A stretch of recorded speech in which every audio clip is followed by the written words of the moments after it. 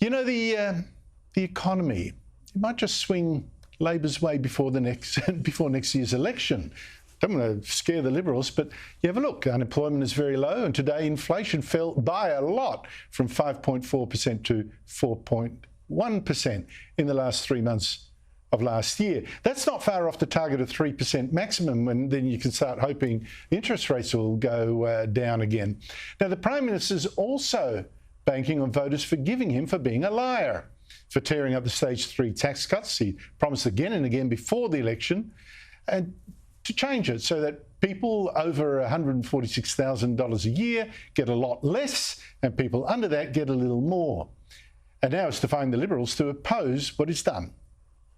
They are saying, Peter Dutton and David Littleproud is saying that they want higher taxes for 12 million Australians. Joining me are Cameron Milner, former Chief of Staff to Labor leader Bill Shorten and now Director of GXO Strategies, and Michael Costa, former New South Wales Labor Treasurer. Michael Costa, inflation much lower, things are looking up for the country and for the government, or not? Well, I think that was good news today, and we should be thanking Phil Lowe. I mean, this is a confirmation of the strategy he pursued in the face of criticism from this government, if you remember the amount of pressure he was under, but he stayed the course, and we're seeing the results. I mean, look, since Milton Friedman, everybody's known that monetary policy takes a long time to work, but it does work, and that's what you're seeing.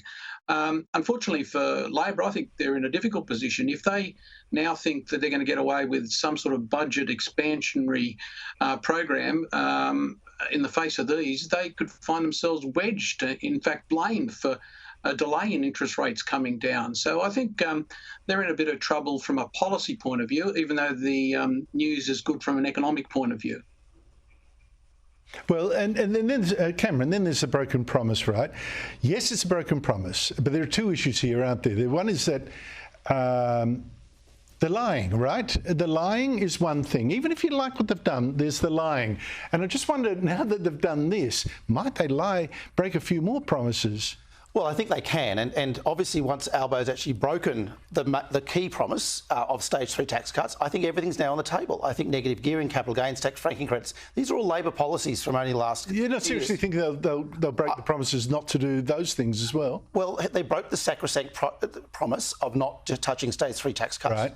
Having done that, there's nothing holding Labor back now to actually look at all the other Labor policies that have been on the table for a long time and have all been gone. You're not recommending this, are you? I'm saying Labor has to have a conversation about the taxation system. I think people like Jim Chalmers needs to actually have a reform agenda, and Albanese should let him actually have that conversation with the Australian people.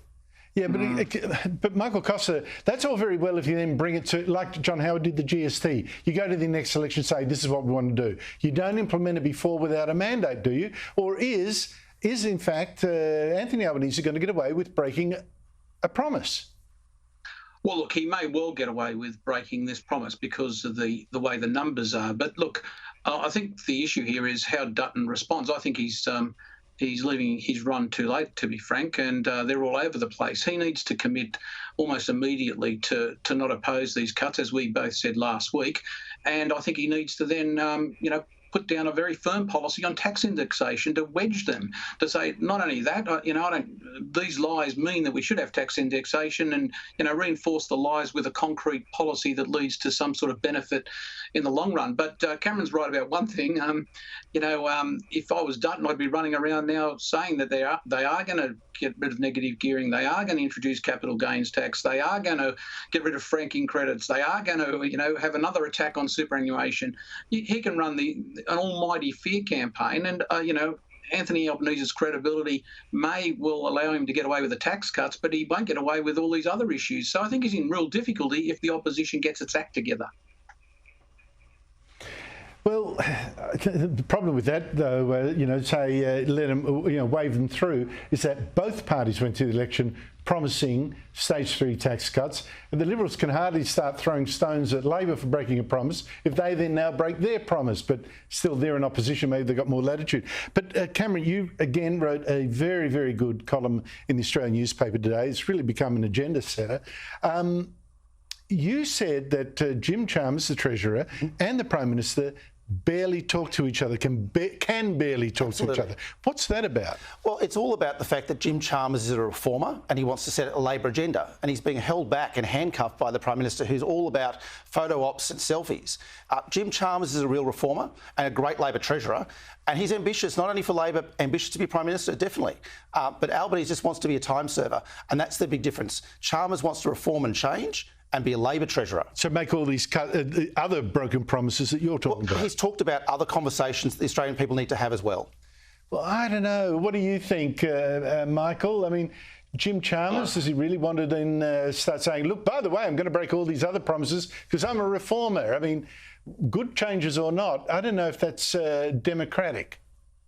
Well, look, I know that both Cameron and Jim are from Queensland and maybe they're mates, but I see him actually as a pretty mediocre treasurer, to be honest with you. I mean, he's not opposed the energy reforms, and they have structural implications for the economy. He's not opposed Tony Burke's crazy IR policies. I mean, this is what treasurers should be doing.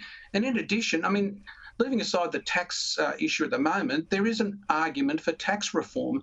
And, surely he can't be in a position where he says, look, I didn't support the last set of changes. This is my policy, which is even taking more money off people. I just think that that's pie in the sky. I think that the Albanese will be there for as long as he wants. I don't see Chalmers taking over. Ooh. Well, I don't know. We're looking forward to the next news poll with huge interest, but we shall see. Then there's, of course, the Dunkley by-election that could cement him in place. I don't know. But Cameron, meanwhile, the political staff of the Albanese government, right? The staff of the government ministers and the MPs, they clearly don't think the tax cuts are going to be enough because they've put in an outrageous pay claim, 20% over 3 years. That's more than almost double what public servants are going to get.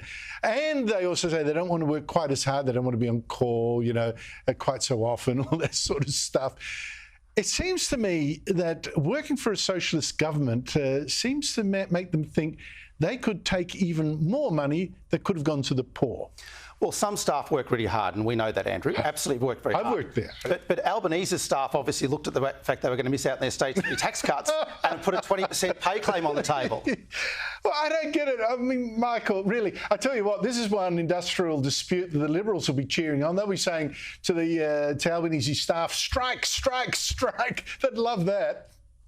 Oh, look, I think it's an ambit claim, but remember, both your Prime Minister and your Treasurer were staffers. That is the conveyor belt into politics, and don't be surprised they support it. Oh, dearie me. You weren't like that when you were a staffer, were you? Not at all. No, I was in opposition, though. Yeah, of course. Look, Karen Milner and Michael Costa, thank you both so much for your time.